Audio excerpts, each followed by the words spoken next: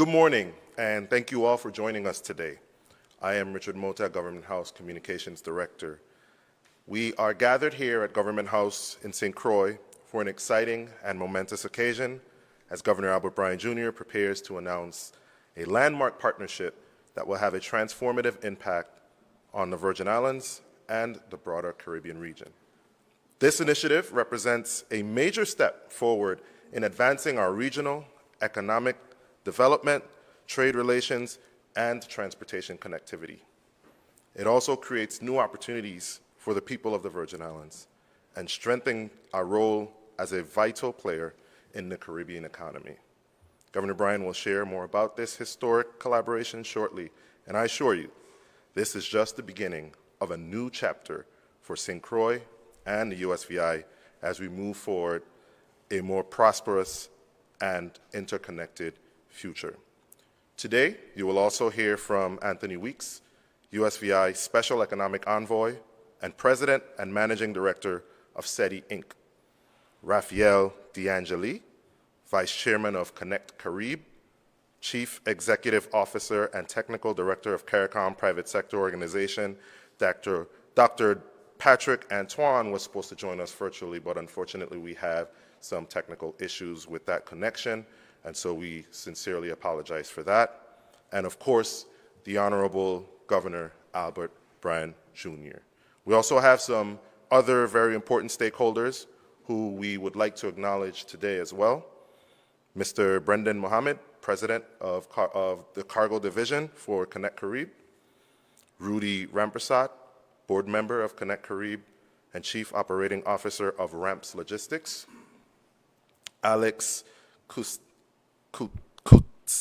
Koutsekis, I'm sorry, Mr. Koutsekis, Owner, President of Petromar International and Principal Member of St. Croix Shipyards, LLC, Kenneth Schuster, President of Global Engagement Support Services and Principal Member of St. Croix Shipyards, LLC, Attorney Scott McChain, Esquire, of McChain Ham Law Firm and Vice President of SETI Inc., Mr. John Clendenin, President and CEO of IC Group and IC Logistics. Also, Ambassador Althea Wiggins, Special Envoy to Suriname and Guyana for the Prime Minister of Barbados, Mia Motley. We also have Ambassador Dr. Andre Thomas, Chairman and CEO of Connect Caribe, and the rest of the Connect Caribe team. We appreciate you for joining us both here in person and virtually. Thank you, and now I'll turn over the conference to Mr. Weeks. Mr. Weeks.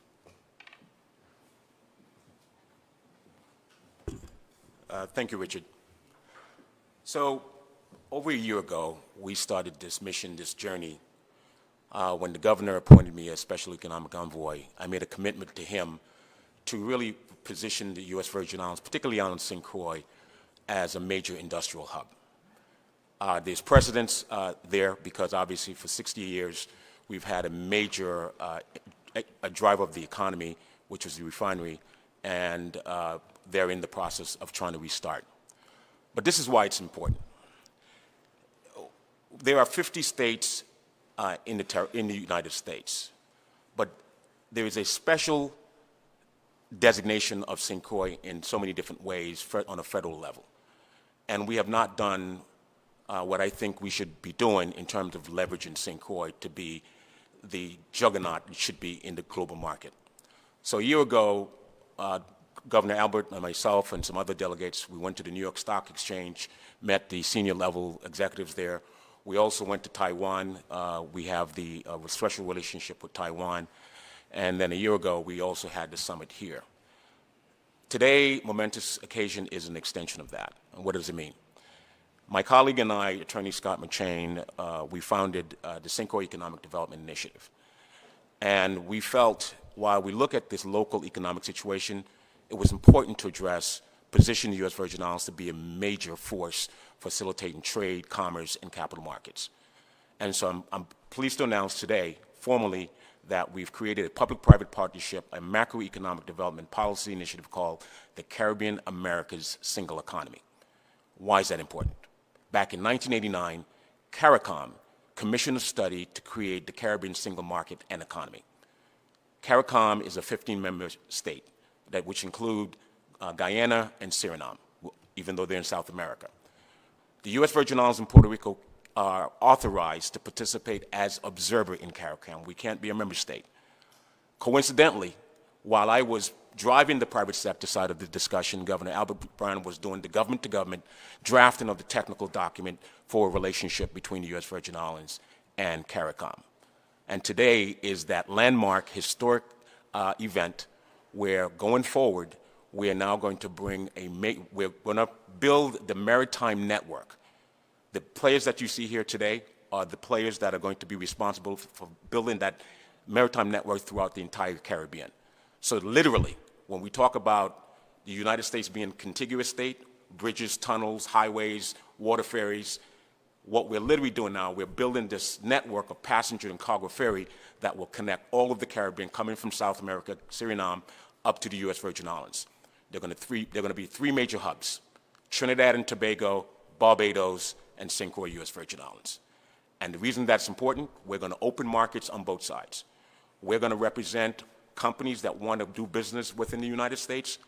We are the hub. St. Croix becomes the hub where all of those activities will take place. And vice versa, companies want to do business in the Caribbean, this would be the hub as well. And the governor is going to talk a little bit about that. But I want to be able to bring up my colleague, Raphael DeAngelis. He's the vice chair of Connect Caribe, but also he's also the chair of the New York Upturn Fund.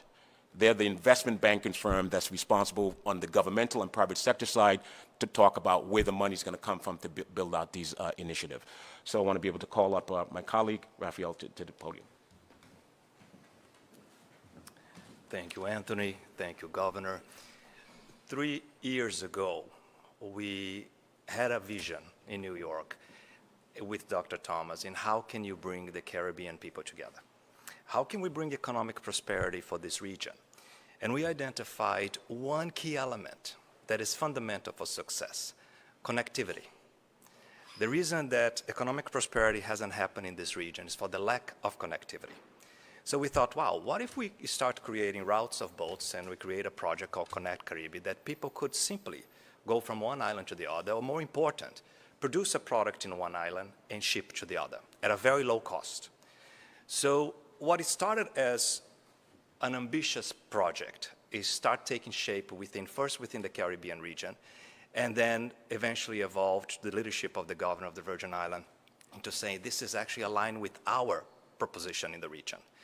And for that reason, it's why we're here today.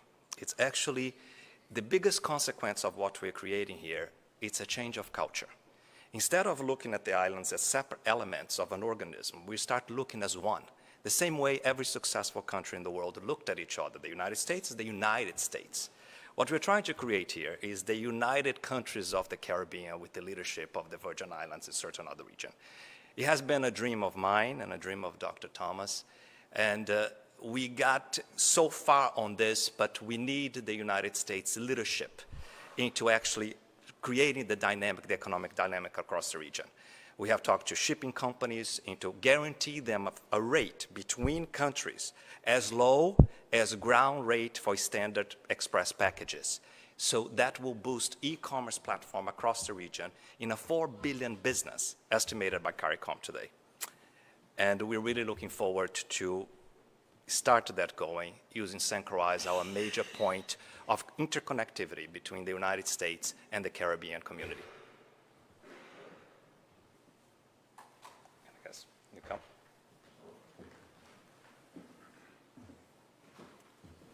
Thank you, Mr. Weeks, and thank you, Mr. Angeli.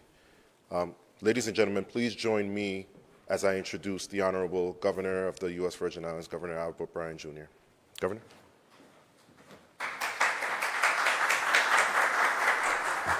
Good morning. Good morning. Thank you for joining us here today as we embark on yet another initiative aimed on capitalizing on the tremendous opportunities presented by the U.S. Virgin Islands' strategic location, particularly the development of our blue economy here on St. Croix.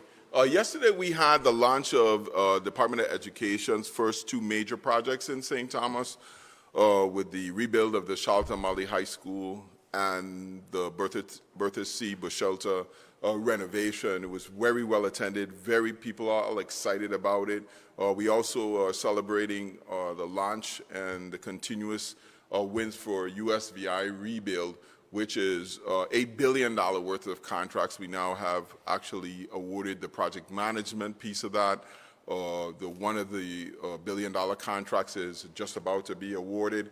And then we also have, actually was awarded already for the rebuild of, I think, 6 St. Thomas schools. And we have the one for St. John that's supposed to be going out presently if it's not out already. So a lot of excitement around recovery, infrastructure in those projects. But the thing is, what happens after all of that, after all that federal money is done? How do we create sustainability? What is beyond all of the construction projects and everything that will ensue?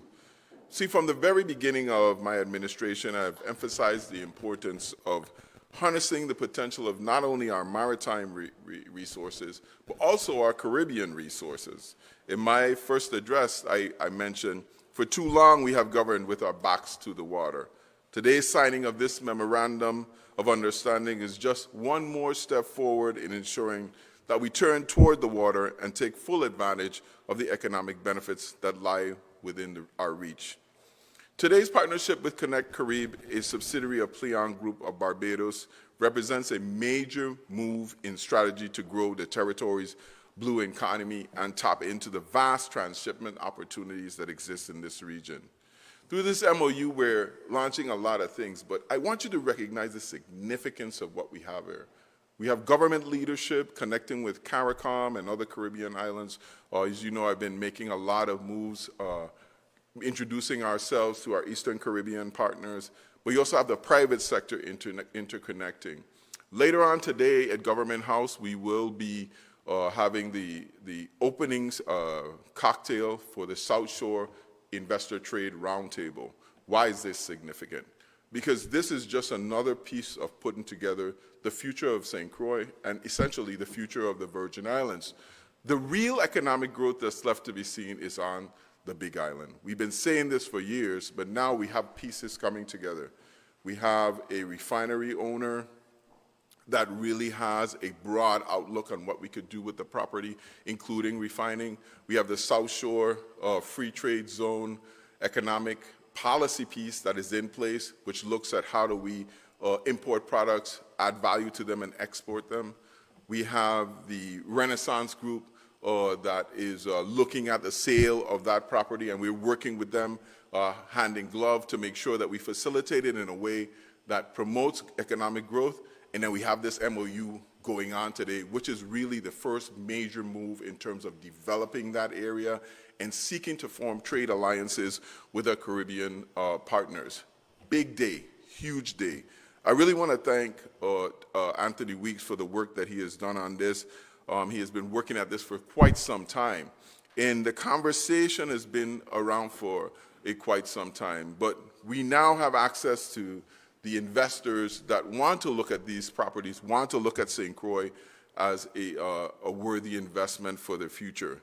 Adding to that, the things that we're doing around energy to support the pieces, especially on St. Croix in terms of manufacturing and value-added products.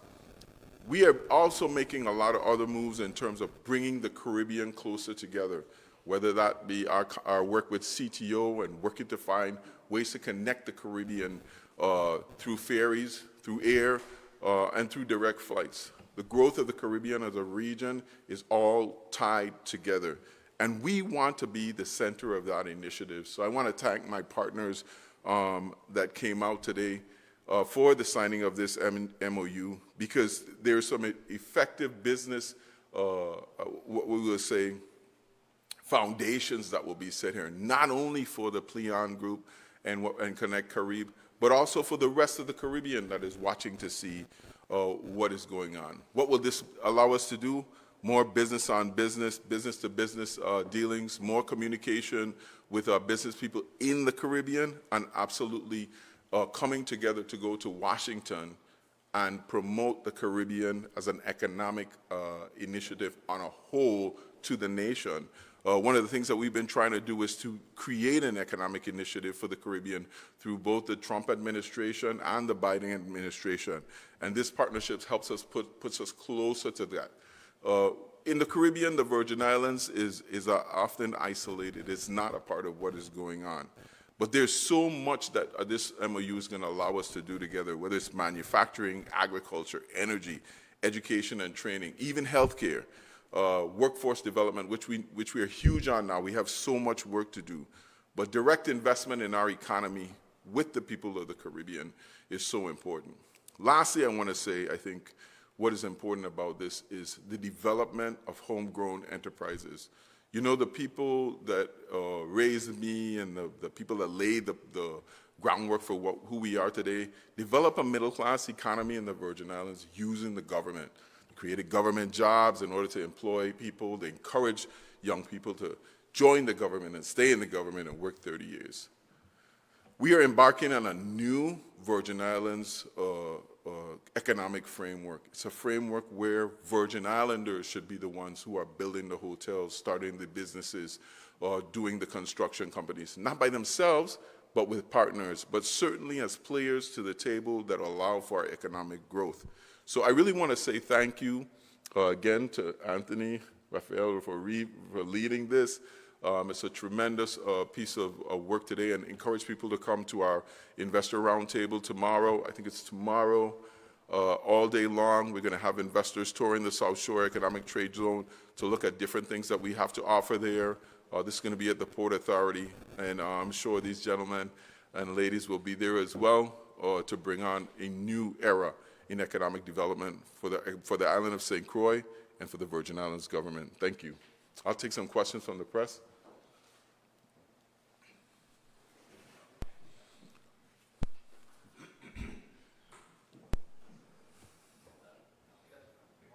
Good morning.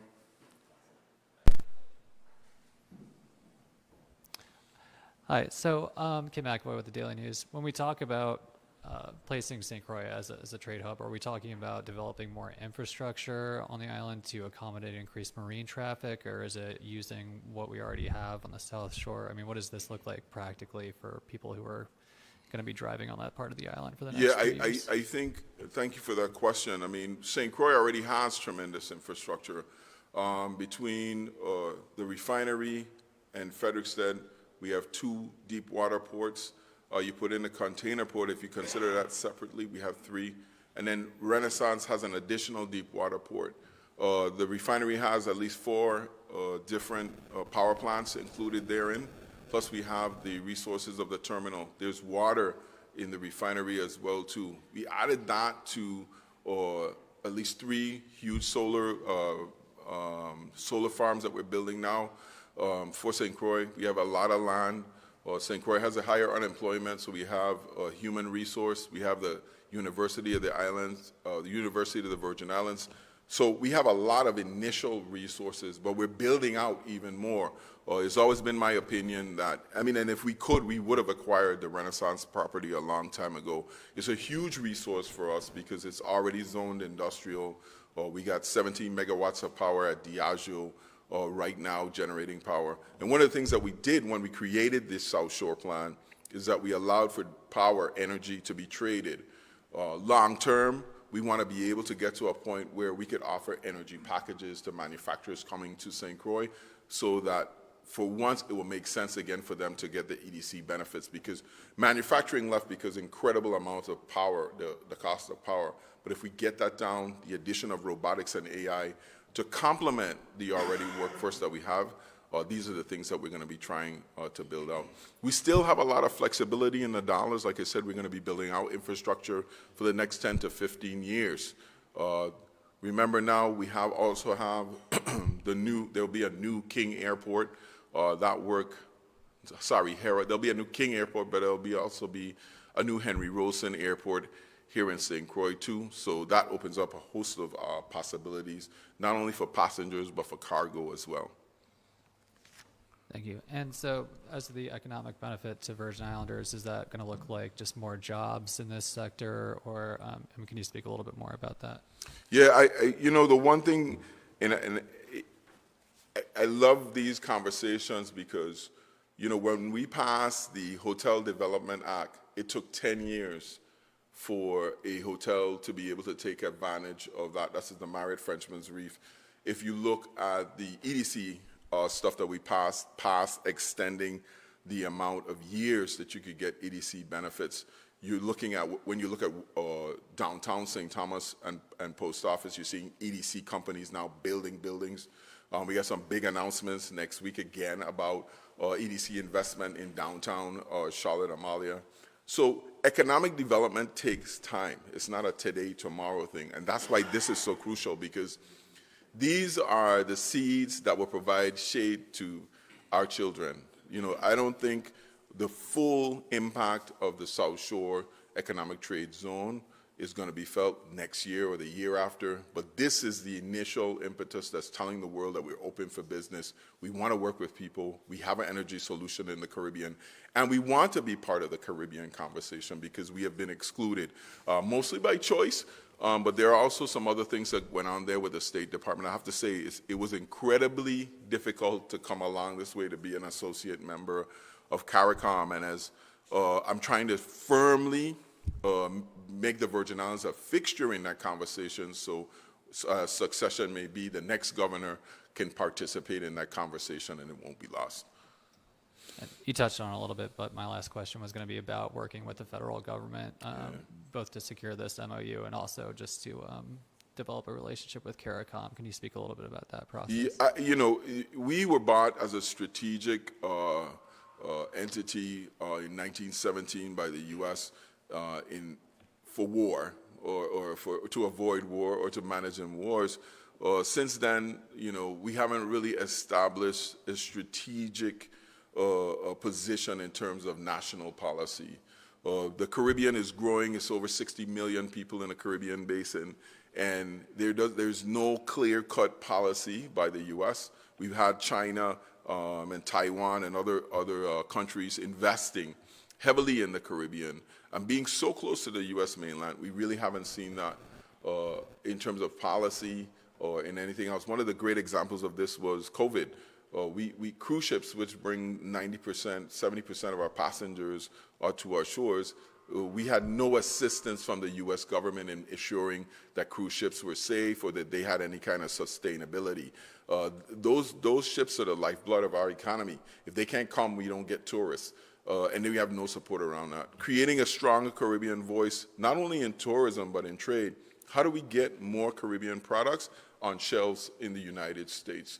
And how do we position ourselves to be the voice of the U.S. in the Caribbean, the English voice, as I say, because Puerto Rico has been firmly planted as the Hispanic voice in the Caribbean. So strategically and long term, that's the way that I'm looking, because with the development of oil in Guyana, us having a refinery here, the Dominican Republic being established as a world port and raw materials coming in here, our ability to waive customs fees and quotas because we are in our own customs zone provides strategic advantage to a lot of different avenues, and we haven't been taking advantage of them. So while we look to the smaller things, the potholes and the healthcare issues and the stuff that's going on, and building those out, we have to look to the larger issues and sustainability.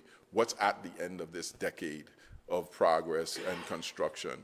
The last time this happened, as I tell people, was in the 70s, and in the 80s, all we had were overcrowded schools, overwhelmed hospitals, housing shortages. So we have to start planning now on how do we create and high unemployment.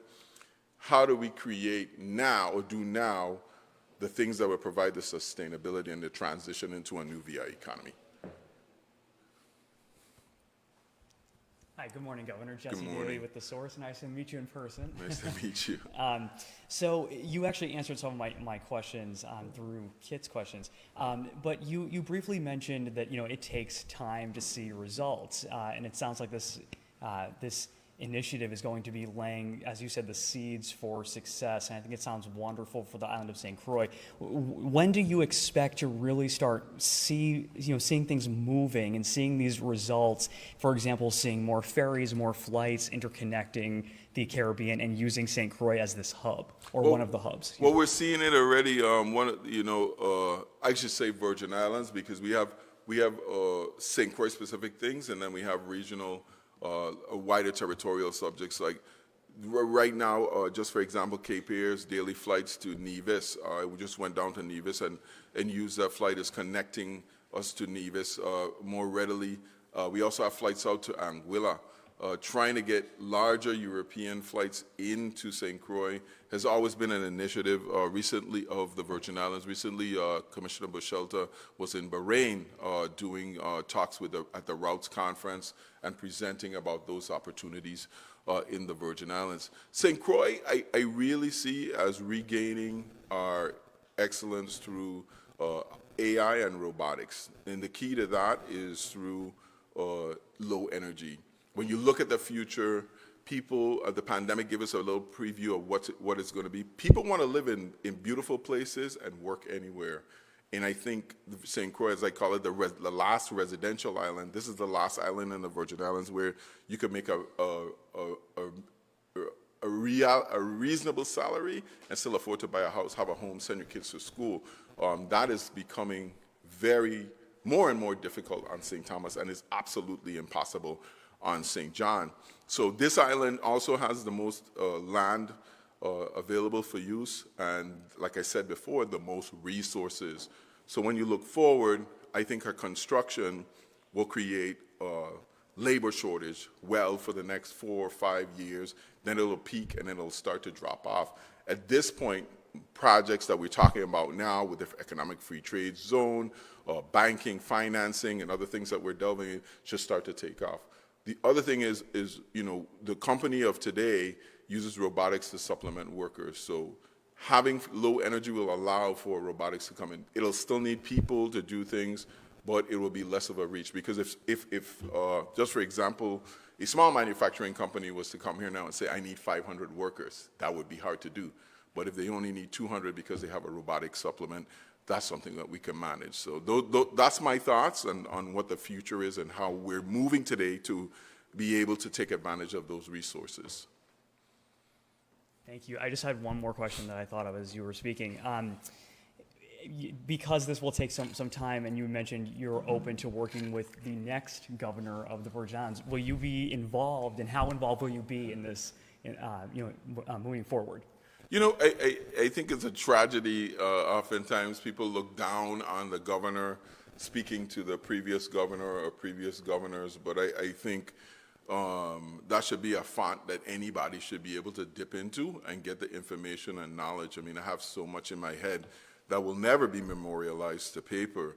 And I do that. If I have a question, I will give John a call, Governor DeYoung, a call and ask him a question about something that happened or to refresh my memory on a piece of legislation. Moving forward, I think that's why Vision 2040 was so important for me, to get that down on paper on what we want to do as a Virgin Islands. And I figure probably next year, late next year, we will be taking another look at that document and giving it a refresh so that there's a mandate going into the election about what the people of the Virgin Islands expect from the governor. I'm not going anywhere, hopefully. As far as I could plan, I plan to be around. This is what I like to do. This is what I love to do. And I would keep telling people I wish they would make the legislature part-time so I could run for the Senate, because there's a lot of policy work that needs to be done there as well. This has been a life passion about improving the Virgin Islands, not only socially, but economically as well. And I think for the next chapter, I think we as Virgin Islanders, and that's whether you're born here or you chose to make here your home, we need to be the ones spearheading the economic development, creating EDC companies, partnering with people so that we create ownership and wealth in and among these islands. Thank you so much. Governor, just some good news on the low-hanging fruit. So you're going to be pleased to know that Pelion has incorporated. Over the past couple of weeks, we've registered the corporation. There's going to be a foreign corporation, and there's going to be a domestic corporation. But more important, we had a meeting, we did some site visit yesterday at Leatherback Brewery and the refinery. And so the reason why Rams Logistics is here, no one moves more cargo throughout the Caribbean than Rams. They have 1,000 employees. 2 of the senior officers are here. So what it means, immediate opportunity from the supply chain. So local Virgin Islanders that are producing products, we don't have to wait for the long-term building of infrastructure. They already have the infrastructure. They have warehousing throughout the region. One of the biggest problems small businesses have and local businesses have, they want to do business in the Caribbean, but they can't afford an entire container. So the conversation we're having with our partners is to be able to consolidate freight for our local businesses who want to distribute their product into the Caribbean. And so we're going to have that opportunity, and Leatherback is going to be the first case study to be able to move Leatherback product from St. Croix to the Caribbean. Janisha John from the consortium.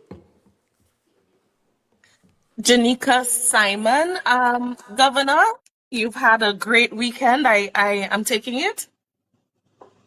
No, I've been ill. I'm suffering from a little respiratory thing, but life is good.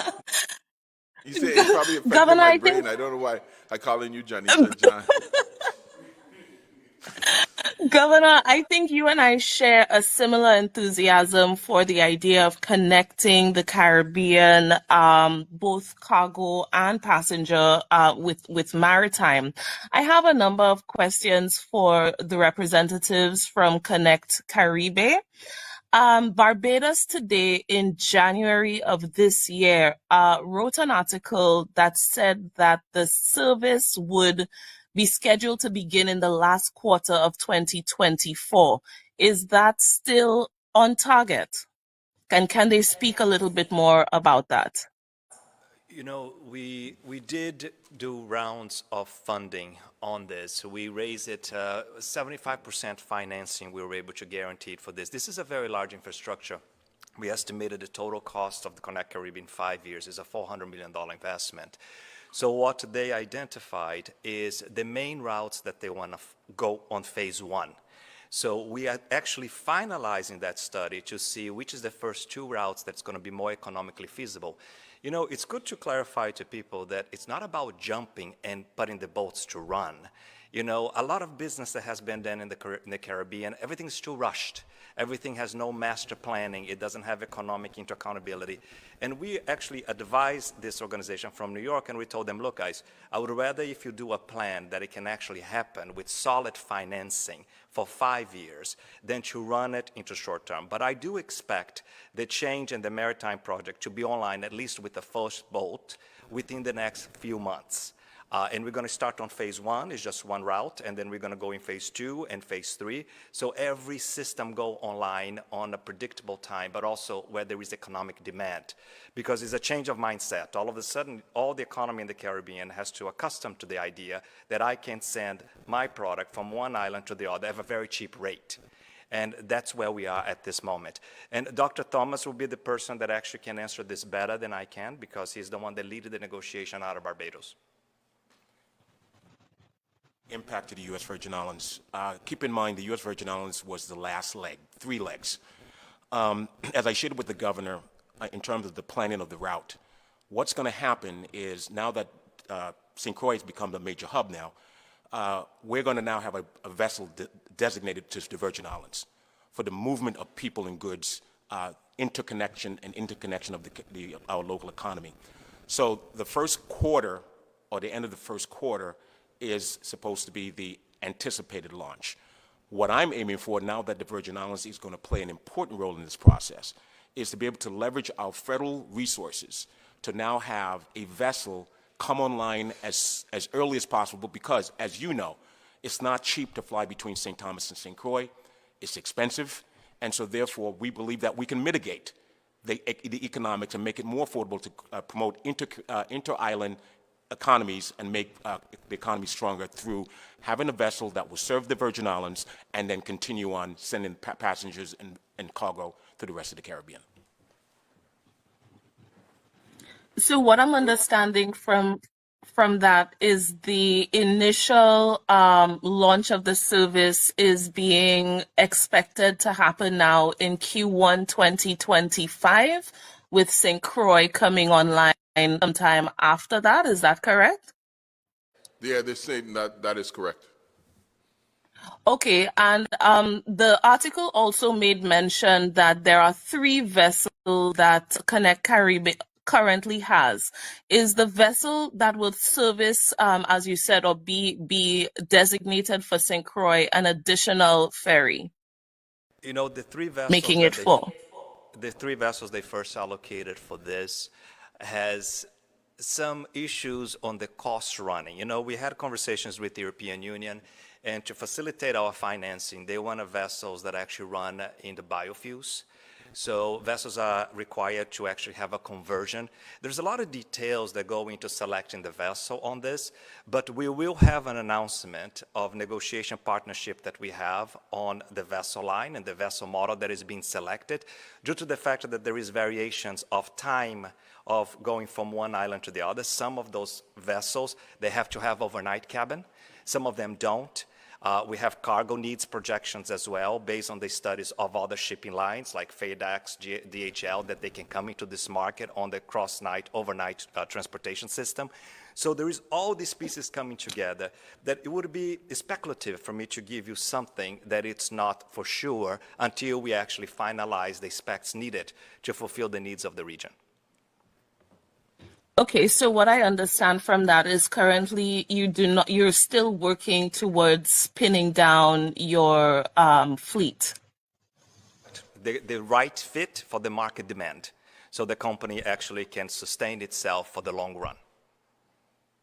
Okay, as I'm sure everybody in the room would know, there have been several ferry projects for various portions of the Caribbean announced and failed to launch over the years.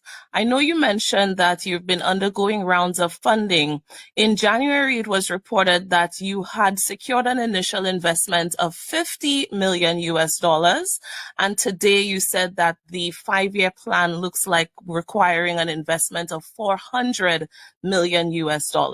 So how far are you now since the 50 million was acquired in January? You know, we guaranteed 75% financing on the structured, with terms and conditions that we cannot release it.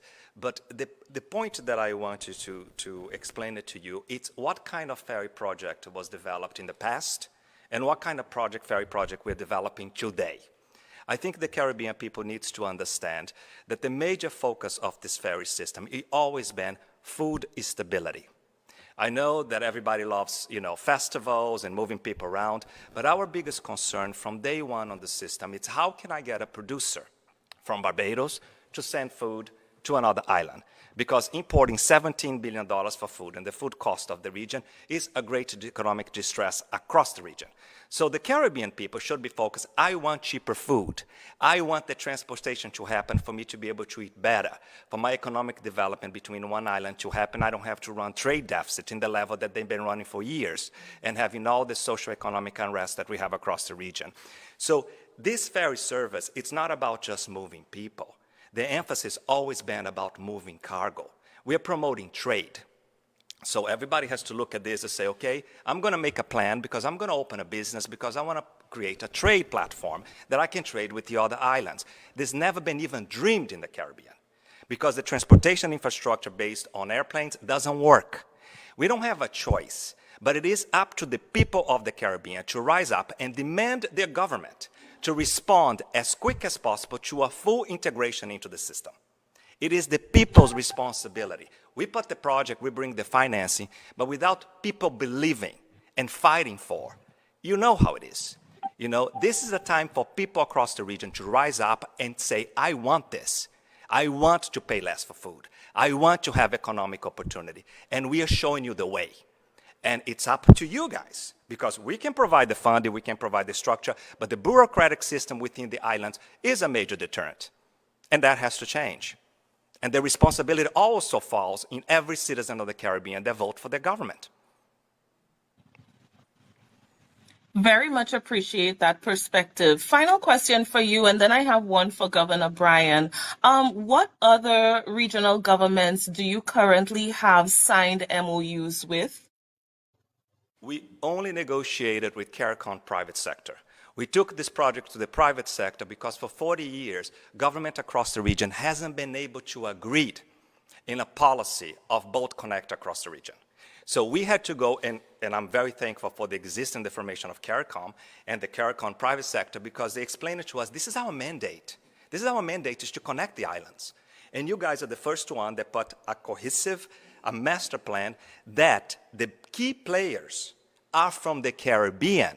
They are not international people that come from another country like we are used to see and develop all those companies. No, it's homegrown. It's entrepreneurship at home.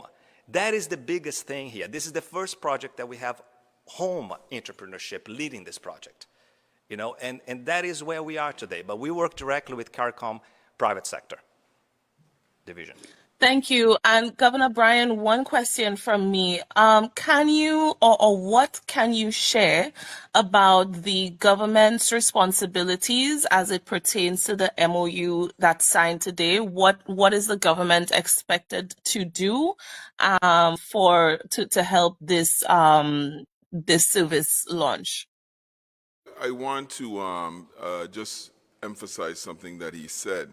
In the Caribbean, we live really close to our government, and in most Caribbean countries, people look to the government for everything. But the reality on the mainland is that private sector really drives taxation, policy, commerce, regulation. It's all driven by the private sector, and I think it's brilliant to look to the private sector. And I think we got that, and I talked about that in my speech as well, is the private sector becoming aware and driving policy that benefits us rather than the government pushing down policy. Like most of the people we have involved in our government have never made a payroll. They've never opened a business. They don't know about going to the bank and financing a startup. They don't. The people in the private sector are the people who know how to do this. And we sometimes in our own arrogance think that we do as leaders and as politicians. And we have to be able to respond to the needs of the private sector. Hey, we need customs changes, policies. We need to be able to have a taxation advantages. Energy is a big part of our business. Access is a part of our capital. Our administration has listened to the private sector in doing a lot of these things. So what is our role here? Sometimes our role is to push new policy in the Virgin Islands. Sometimes our role is to get out of the way. Sometimes our role is to support energy initiatives that will allow for these things to exist. We have some announcement on ferry transportation coming up within the next month or two, something that we're working on. I have to meet with my good friends at the legislature before I say anything else. But, these are all initiatives that we have listened to the private sector and saying, okay, this is what you need, this is what we're going to do. And that's how we got these hotels rebuilt that we got through the Hotel Development Act. That's not pushed by the public sector. That was the private sector coming in and saying, this is what we need. All our downtown initiatives, our abandoned and derelict building, those are things that are going to help eventually spur the economy and help people get jobs, secure new businesses and new wealth in our territory. Did I answer your question? So, Governor, I just wanted to clarify with this particular MOU, and I appreciate the policy education here, but with this particular MOU, does the GVI commit any finances to the project?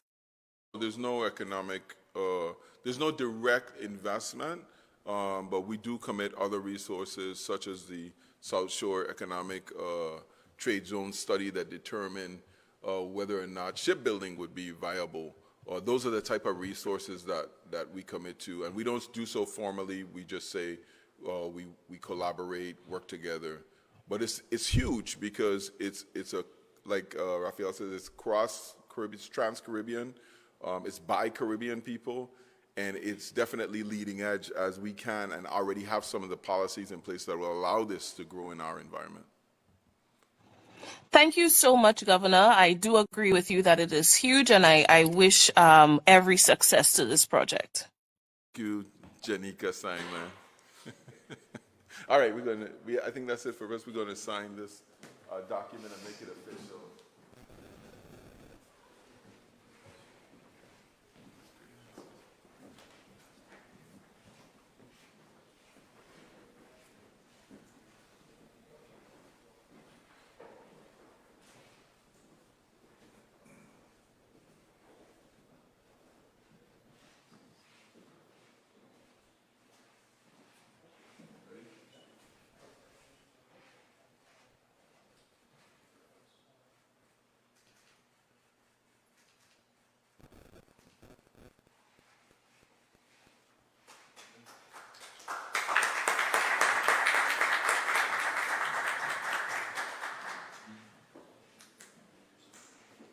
While I have the press, I just want to make another announcement. I know people have been blowing up my phone all week asking me if tomorrow is a half day or a holiday. I am pleased to announce it's a full work day. I know Uber Soca is coming, and the reason why we had a half day in St. Thomas because it would have been a traffic nightmare. The boat is scheduled to leave at 4 o'clock in the afternoon, so everything is going to happen really in the morning. I'm asking all my commissioners and directors to be lenient with people that want leave. You could take your own leave. You got plenty of it. You could take leave, and you got to get permission from your supervisor, but I'm asking them to be lenient with you if you want to participate in the Uber festivities. The other thing is today is my little brother's birthday, so happy birthday, Andre. Hope you have a great day. Other than that, have a fantastic day. Love you.